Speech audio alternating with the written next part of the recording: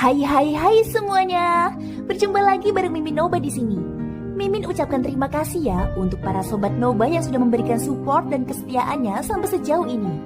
Dan juga Mimin tidak akan bosan-bosan minum pil Tika Dewa agar terus kerja membawakan episode-episode berikutnya dari BTTH Keabadian Kaisar. Pokoknya jangan bosan-bosan untuk terus mengikuti kelanjutannya. Kalau tidak, Mimin akan membuat kalian tidak bisa tertawa atau menangis. Let's go, mari kita masuk ke dalam ilusi seni radionya.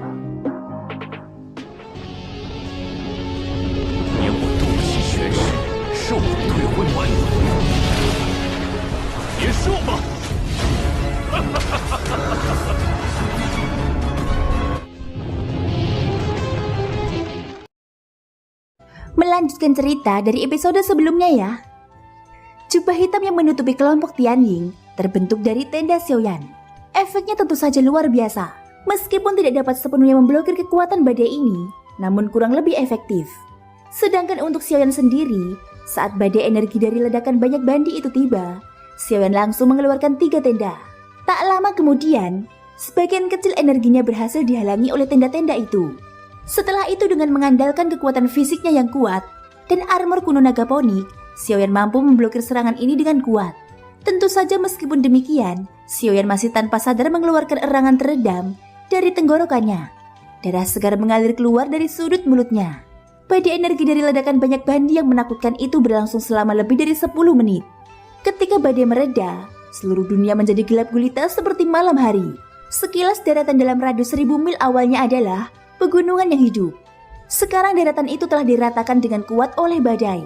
Pada saat ini para ahli bandi yang tersisa di langit memiliki wajah pucat. Hampir semuanya memiliki darah segar yang menggantung di sudut mulut mereka. Bahkan ada beberapa yang berhasil menyelamatkan hidup mereka, tetapi berakhir dengan tubuh yang terluka parah. Ketika para bandi elit melihat pemandangan di bawah, cukup banyak dari mereka mulai berpikir untuk mundur dalam hati mereka. Meskipun harta karun itu bagus, mereka harus hidup untuk mendapatkannya. Saat ini mereka bahkan tidak dapat melewati rintangan pertama. Bagaimana mereka bisa berbicara tentang memasuki reruntuhan kuno dan memperjuangkan harta karun di dalamnya? Di sisi lain, Zuo Bentang dan Zuolin yang belum memasuki pintu reruntuhan kuno mengerutkan kening. Keduanya menatap tajam ke arah Xiaoyan di bawah. Mata mereka penuh dengan kecurigaan. Dari cara mereka melihatnya, kekuatan pria berjubah hitam itu kemungkinan setidaknya adalah Dodi bintang 3. Namun mengapa dia benar-benar dipaksa mundur dalam satu serangan saat menghadapi badai energi itu? Apa yang terjadi dengan kekuatan orang ini? Bukankah dia sudah memahami energi jalan agung? Mengapa kekuatannya tidak tampak seperti Dodi elit? Zuo Bentang berkata dengan alis terkatup erat. Dia tidak mengerti mengapa orang berjubah hitam ini yang jelas-jelas telah menguasai energi jalan agung akan dipaksa mundur oleh badai energi. Saat Zuo Bentang berbicara, Zuolin sepertinya memikirkan sesuatu. Dia berkata, memang benar dia telah menguasai energi jalan agung. Namun siapa yang memberitahumu bahwa seseorang harus menjadi Dodi untuk menguasai energi jalan agung? Ucap Zuolin. Tatapan mata Zuo Bentang membeku. Kemudian Zuolin membuka mulutnya lagi dan melanjutkan. Selama beberapa orang memiliki bakat yang cukup dan kemampuan pemahaman yang melampaui orang biasa, bukan tidak mungkin bagi mereka untuk memahami kekuatan jalan agung sebelum mereka menjadi seorang Dodi. Lagi pula bahkan di seluruh benua ini, tidak seorang pun dapat memastikan bahwa seorang bandi tidak dapat memahami kekuatan jalan agung. Ucap Zuolin. Tuan muda, maksudmu orang ini sebenarnya adalah seorang bandi yang telah memahami energi jalan besar? Zuo Bentang berkata dengan terkejut. Zuolin mengerutkan kening dan mengangguk sedikit. Itu sangat mungkin. Lagi pula, seseorang yang tidak mampu melepaskan kekuatan Dodi, tetapi telah menguasai kekuatan jalan agung. Kecuali bakatnya mengejutkan. Tidak ada jawaban lain. Ucap Zuolin. Kalau memang begitu, bukankah orang ini agak menakutkan? Zuo Bentang berseru kaget. Seseorang yang telah menguasai kekuatan jalan agung, meskipun kekuatannya belum mencapai kelas Dodi. Orang seperti ini pasti akan menjadi orang yang akan diperebutkan oleh berbagai golongan. Sebagai seorang bandi, dia telah menguasai kekuatan jalan agung. Jika kekuatannya mencapai kelas Dodi, bukankah dia akan mampu menentang surga? Sementara hati Zuo Bentang merasa terkejut oleh kekuatan Xiaoyan, gumpalan besar kabut darah merah membara perlahan melayang keluar dari lubang bawah tanah yang dalam. Tampaknya bermaksud untuk menyerang semua orang. Kabut itu mengeluarkan bau busuk yang membuat orang merasa mual saat perlahan terbang ke udara kosong. Kali ini sebelum kabut darah bisa mendekat, ekspresi para ahli bandi yang tersisa di udara kosong tiba-tiba berubah drastis. Mereka semua buru-buru menyeret tubuh mereka yang terluka dan dengan cepat berlari ke langit. Pada saat ini bahkan Tianying dan dua lainnya tanpa sadar merasakan kekhawatiran setelah melihat wajah Xiaoyan yang agak pucat. Jika bukan karena Xiaoyan yang mengulurkan tangan pada saat kritis selama perjalanan ke reruntuhan kuno ini, mereka pasti sudah lama mati di bawah pilar darah. Mereka tidak ingin melibatkan Xiaoyan terus-terusan. Potensi dan kekuatan Xiaoyan jauh dari apa yang dapat dibandingkan dengan mereka bertiga. Jika bukan karena mereka bertiga, kemungkinan besar Xiaoyan tidak akan membagi kekuatannya dan berakhir terluka. Ketiga pasang mata di balik jubah hitam itu saling bertukar pandang. Mengingat pemahaman diam-diam di antara mereka bertiga, bahkan sekedar pandangan saja sudah cukup bagi mereka untuk mengungkapkan banyak hal. Oleh karena itu mereka bertiga langsung mengangguk serempak. Setelah itu mereka mengalihkan pandangan ke Xiaoyan. Tianying yang merupakan pemimpin di antara kedua lainnya membuka mulutnya sekali lagi.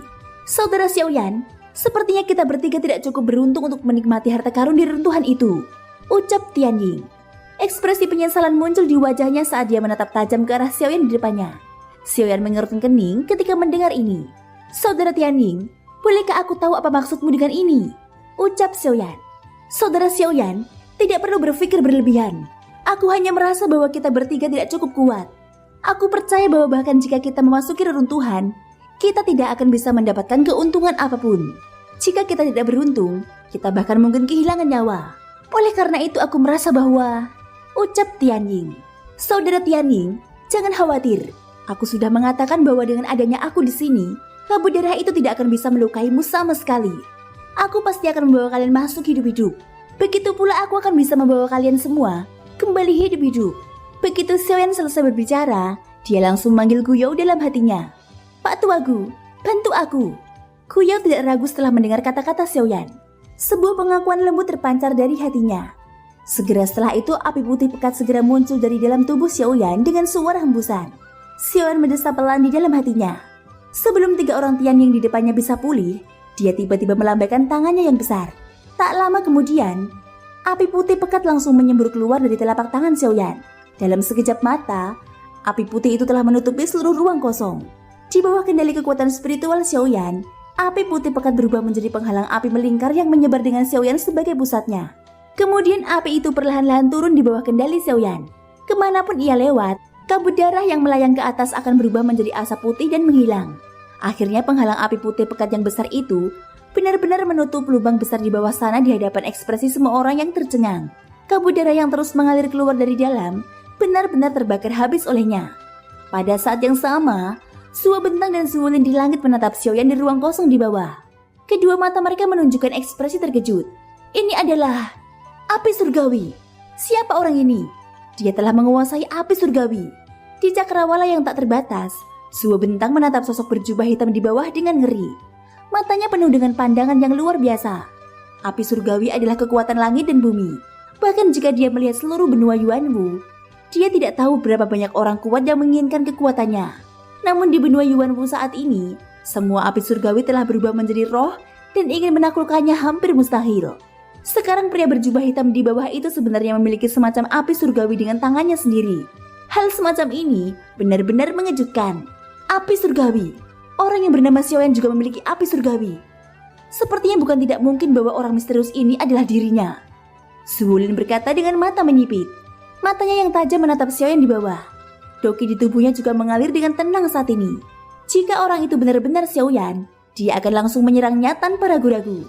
Di sisi lain, dia menatap Bai Ying di kelompok klan Bai. Anggota klan Zuo juga menemukan perubahan aura di tubuh Suo Lin. Segera mereka diam-diam mengedarkan Daoki di tubuhnya sebagai persiapan. Tuan muda, kalau begitu, mengapa kita tidak memanfaatkan sekarang? Ucap Zuo Bentang. Tidak, jangan lupa klan Bai masih berada di sini. Meskipun kekuatannya secara keseluruhan tidak lebih baik dari kita, dia tidak bisa diremehkan. Dengan asumsi bahwa kita tidak dapat benar-benar memastikan bahwa dia adalah Xiaoyan, kita tidak bisa terburu-buru. Ucap Zuo Lin. Di akhir kata-katanya, matanya yang tajam seperti anak panah terfokus pada Xiaoyan di bawah. Apakah kita akan membiarkannya berhasil memasuki reruntuhan? Suo Bentang tampak cemas. Xiaoyan adalah orang yang didaftarkan oleh 4 sekte utama untuk ditangkap. Sekarang dia ada di depan mereka, tetapi mereka sedang menonton di sini. Ini benar-benar membuatnya sedikit bingung. Jika masalah ini diserahkan kembali ke klan, dia mungkin akan dihukum oleh pemimpin klan. Apa yang membuatmu panik? Aku tidak terburu-buru. Mengapa kamu terburu-buru? Bukankah ini lelucon bagi klan Bai? Wajah Suolin yang dingin memberikan teguran kepada Suo Bentang, yang terakhir terkejut ketika dia mendengar kata-kata itu. Kemudian dia tidak berani mengatakan lebih banyak dan membungkuk kembali. Suolin mendengus dingin di mulutnya. Kemudian dia melihat ke posisi di mana lingkaran api putih berada.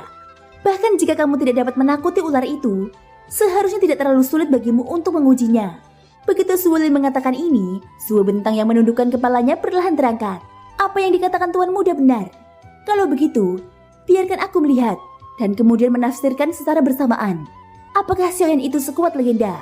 Dengan senyum ganas, Doki yang bergejolak di tubuhnya segera mengalir di sepanjang meridian dan segera bergerak. Kemudian tubuh Suo Bentang langsung berubah menjadi pelangi panjang. Dengan kecepatan kilat, dia bergegas ke arah Xiaoyan di bawah. Aku sudah lama mendengar tentang kekuatan api surgawi. Ketika aku melihatnya hari ini, aku tidak bisa untuk tidak ingin mengalaminya sendiri. Aku ingin tahu apakah kamu dapat membiarkanku melihat keajaiban api surgawi ini. Suo Bentang yang turun dengan kecepatan kilat itu menatap Xiaoyan. Dengan lambaian tangannya yang besar, Doki yang melonjak segera mengembun di telapak tangannya dan menjadi kelompok cahaya Doki terang seukuran bola basket. Pada saat yang sama, Xiaoyan yang berada di bawah tiba-tiba berbalik saat Suo Bentang bergegas ke arahnya. Sepasang mata gelap di balik jubah hitam menatap Suo Bentang yang turun dari langit. Sialan! Karena menangani kabut darah ini, aku telah melupakannya. Dengan wajah bermartabat, Xiaoyan memfokuskan matanya ke arah Suo Bentang. Xiaoyan tidak dapat menahan diri untuk tidak mengumpat dengan suara rendah. Dia melirik ketiga orang Tianying di sekitarnya, tetapi dia menoleh ke belakang. Menghadapi pukulan dari seorang Dodi bintang 3, Xiaoyan tidak berpikir dia memiliki kemampuan untuk mengambilnya. Tentu saja jika dia ingin bersembunyi, itu tidak akan sulit bagi Xiaoyan. Tetapi masalahnya sekarang adalah ketika Tianying masih ada di sampingnya. Begitu dia menghindar, mereka akan menderita. Kutua, ucap Xiaoyan. Dalam keputusasaan, Xiaoyan harus menaruh harapannya pada Guyao. Tetapi kemudian ketika Xiaoyan berbicara, Guyao menyela kata-katanya dengan sebuah kata. Jangan mundur, aku akan menganggapnya sebagai hadiah terakhirku untukmu. Pada saat yang sama sebuah kekuatan yang sangat kuat melonjak keluar dari tubuh Xiaoyan. Dalam sekejap mata, aura Xiaoyan meroket ke tingkat yang sangat mengerikan. Api surgawi berwarna putih membumbung dengan liar di tubuh Xiaoyan. Dan kekuatan yang kuat masih mengalir keluar, auranya juga membumbung dengan liar. Dalam sekejap, kekuatan di tubuh Xiaoyan telah jauh melampaui Suo Bentang yang sedang turun dengan cepat saat ini. Namun di balik jubah hitam Xiaoyan, tidak ada seorang pun di luar yang menyadari apa yang terjadi di tubuhnya saat ini. Sementara aura Xiaoyan melonjak liar, jarak antara Suo Bentang dan dia hanya beberapa meter. Angin kencang merobek kekosongan di antara kedua orang itu. Saat ini Suo Bentang memiliki senyum kejam di wajahnya. Meskipun dia tidak tahu mengapa Xiaoyan tidak bergerak, dia yakin di bawah kekuatan Dodi bintang 3-nya, bahkan jika orang di depannya ingin melawan, itu sudah terlambat. Hahaha, mati! Suo Bentang menyeringai di mulutnya. Telapak tangannya yang terangkat tiba-tiba jatuh di kepala Xiaoyan. Dan bola cahaya Doki seukuran bola basket tiba-tiba jatuh. Pukulan ini bahkan Dodi bintang 2 tidak dapat menahannya. Belum lagi Bandi di depannya. Di mata Suo Bentang saat ini, apakah orang di depannya adalah Xiaoyan atau bukan, dia harus membunuhnya. Baginya jika orang di depannya benar-benar Xiaoyan, tentu saja merupakan hal yang baik untuk membawanya kembali. Dia tidak hanya memberikan kontribusi besar bagi klan Zuo, tetapi juga diberi penghargaan oleh Sekte Pedang Surgawi. Ini adalah hal baik yang tak ada habisnya. Sebaliknya bahkan jika orang di depannya bukan Xiaoyan, jika dia membunuhnya, dia bisa mendapatkan api surgawi di tubuhnya. Dengan ini, maka masa depan Suo Bentang akan lebih bersinar. Saat memikirkan semua keuntungannya, senyum di wajah Suo Bentang menjadi lebih ganas. Sepasang matanya dipenuhi dengan keserakahan. Hahaha, jika kamu ingin menyalahkan seseorang, kamu hanya bisa menyalahkanmu sendiri karena menguasai api surgawi.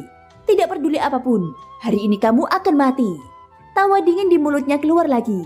Kelompok cahaya Doki yang kuat di telapak tangannya tiba-tiba dipenuhi dengan cahaya yang menyilaukan. Bau yang menyengat membuat kehampaan di sekitarnya berfluktuasi hebat. Namun tepat ketika kelompok cahaya Doki hanya berjarak beberapa inci dari kepala Xiaoyan, Xiaoyan yang mengenakan jubah hitam tiba-tiba mengguncang tubuhnya. Tiba-tiba tekanan Doki yang mengerikan melonjak keluar dari tubuh Xiaoyan seperti badai. Hanya dengan satu guncangan, Suo Bentang yang pertama kali menanggung beban itu langsung terbang keluar. Jubah hitam besar Xiaoyan berkibar tanpa angin. Di antara langit dan bumi, momentum yang sangat kuat turun di kepala semua orang. Seolah-olah gunung besar sedang menekan mereka. Wajah semua orang dengan cepat berubah pucat, dan bahkan nafasnya pun berangsur-angsur menjadi mandek.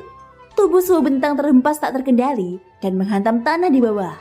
Seteguk besar darah merah menyembur keluar dari mulutnya. Pada saat yang sama semua orang kuat di langit, bahkan anggota klan Zuo dan klan Bai, juga menatap sosok berjubah hitam dengan ngeri. Dia, kekuatannya sebenarnya semenakutkan ini. Orang ini pasti Dodi bintang 4. Suara mereka dipenuhi dengan kengerian dan keterkejutan, dan bahkan suara mereka menjadi serak. Di balik jubah hitam, sepasang mata Xiaoyan yang dipenuhi dengan api putih perlahan menatap Zuo bentang yang jatuh di tanah. Tak lama kemudian, sebuah kata mendominasi dan dingin bergema. Apakah kamu layak menguji kekuatanmu di hadapanku? Ucap Xiaoyan. Suara samar itu bergema di telinga semua orang.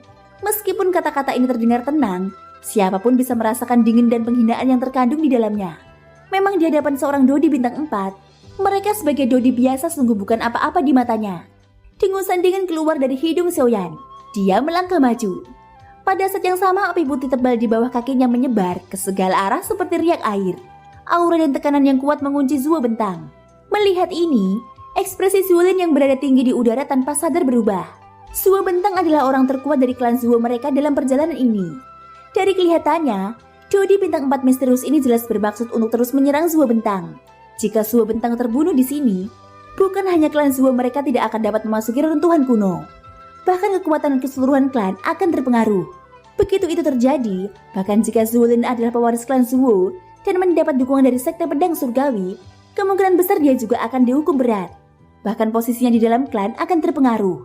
Ketika dia memikirkan hal ini, bahkan dengan karakter Zuolin, dia tidak dapat menahan perasaan serius di hatinya.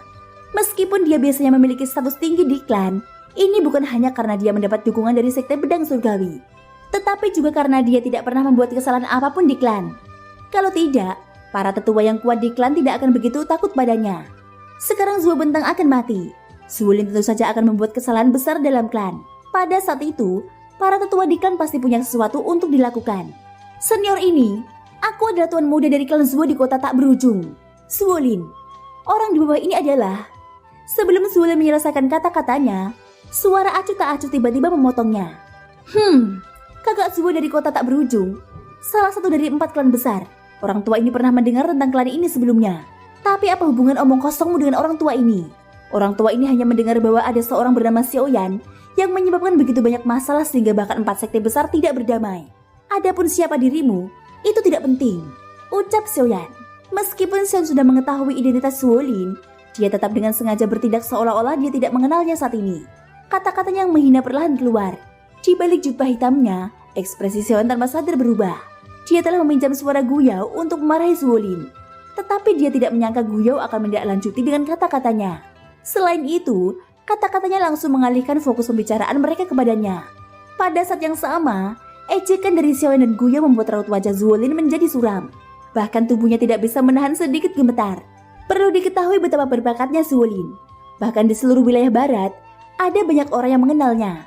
Ia bahkan dipersiapkan oleh sekte pedang surgawi sebagai kepala sekte berikutnya. Namun hari ini seseorang berani menghinanya di depan begitu banyak orang dan bahkan berani mengatakan bahwa ia belum pernah mendengar tentangnya. Hal ini menyebabkan Zuolin merasa bahwa ia telah kehilangan muka. Seketika, amarah membuncah dari lubuk hatinya. Pada saat yang sama, Doki yang kuat di dalam tubuh Zuolin tiba-tiba bergejolak. Bahkan ekspresi di wajahnya dipenuhi dengan kekejaman dan kebencian. Setelah bertahun-tahun, kamu adalah satu-satunya orang yang benar-benar membangkitkan amarah di hatiku. Setelah Zuolin melontarkan kata-kata yang sangat dingin itu, suara dengungan yang menggetarkan jiwa segera terdengar di sekelilingnya. Tak lama kemudian, semua orang di area itu dapat melihat dengan jelas banyak retakan spasial hitam pekat yang muncul di ruang kosong. Pada saat yang sama, energi di dunia dengan cepat berkumpul di sana. Dalam sekejap mata, puluhan pedang panjang emas yang memancarkan aura pedang tajam perlahan melayang di langit. Saat pedang panjang ini berputar perlahan, cahaya dingin yang menyilaukan terpantul dari mereka ke segala arah, menyebabkan seseorang merasa hawa dingin di dalam hatinya. Semua orang merasakan kejutan karena pedang panjang emas yang aneh ini. Hanya cahaya dingin yang terpantul dari pedang panjang ini saja sudah membuat jiwa seseorang menjadi sangat ketakutan. Sulit untuk membayangkan betapa dahsyatnya kekuatan pedang emas ini saat benar-benar dilepaskan. Saat Xiaoyan melihat pedang emas ini, dia langsung mengerti dalam hatinya. Tidak heran sekte pedang surgawi akan mempersiapkan Zuolin sebagai pemimpin sekte berikutnya. Ini bukan hanya karena kekuatannya. Yang membuat Xiaoyan merasa terkejut adalah Zuolin di depannya benar-benar telah mempraktekkan doske yang terkenal dari pemimpin sekte pedang surgawi hingga ke tingkat itu. Hanya poin ini saja sudah cukup untuk membuat Zuolin bangga pada dirinya sendiri dalam banyak aspek dibandingkan dengan mereka yang seangkatan. Bahkan Xion tidak punya pilihan selain mengakui bahwa bakat pelatihan Zuolin memang sangat tinggi. Namun jika dia ingin menggunakan ini untuk mengalahkan Xion saat ini, itu agak dilebih-lebihkan. Hari ini, aku akan membiarkanmu merasakan kekuatan ilmu pedang pertahanan sekte pedang surgawiku. Dengusan dingin keluar dari mulut Zuolin. Segera setelah itu dia tiba-tiba melambaikan lengan bajunya. Seketika lebih dari selusin pedang emas yang memancarkan cahaya keemasan menyilaukan di sekelilingnya bergerak. Pedang-pedang itu membawa kekuatan yang sangat tajam dan menakutkan saat mereka langsung berubah menjadi banyak meteor emas yang memotong udara kosong dan dengan cepat menyerang Xion saat ini. Xion tanpa sadar mengeluarkan tawa dingin saat melihat ini. Segera dia menggelengkan kepalanya dengan lembut di depan para ahli yang tak terhitung jumlahnya di area itu. Apa yang kamu tunggu? Kata-kata ini mungkin cukup kuat untuk master sekte pedang surgawimu, Qianming. Namun jika itu kamu, itu hanya akan menjadi lelucon, ucap Xiaoyan. Begitu kata-kata ini diucapkan, wajah Zuolin yang sudah dipenuhi amarah segera menampakkan niat membunuh. Dia tidak bisa menahan diri untuk tidak mengeluarkan raungan rendah dengan cara yang gila. Keterampilan pedang pertahanan, membunuh. Saat suara gemuruh itu terdengar, aura tajam pada selusin pedang emas itu menjadi semakin mendominasi. Namun Xiaoyan masih menggelengkan kepalanya dengan jijik. Saat selusin pedang emas itu tiba di depannya, dia perlahan mengangkat jarinya. Kemudian sebuah kata yang jelas keluar dari mulut Xiaoyan. Membekukan. Mengikuti perintah Xiaoyan, selusin pedang emas itu tampaknya telah menerima perintahnya. Pedang emas yang awalnya melesat ke arah Xiaoyan langsung membeku di udara di depan Xiaoyan. Kemudian Xiaoyan perlahan menarik kembali jarinya yang terulur. Di bawah tatapan terkejut yang tak terhitung jumlahnya, selusin pedang emas yang tertancap di udara di depan Xiaoyan benar-benar meledak menjadi pecahan cahaya keemasan yang memenuhi langit. Kemudian mereka perlahan menghilang dari dunia ini. Tak lama kemudian, Xiaoyan perlahan mengangkat pandangannya dan menatap Zuolin lagi. Tadi kau bilang akulah orang pertama yang benar-benar membuatmu marah. Kalau begitu, api itu berkobar karena aku. Jadi api itu juga akan padam karena aku.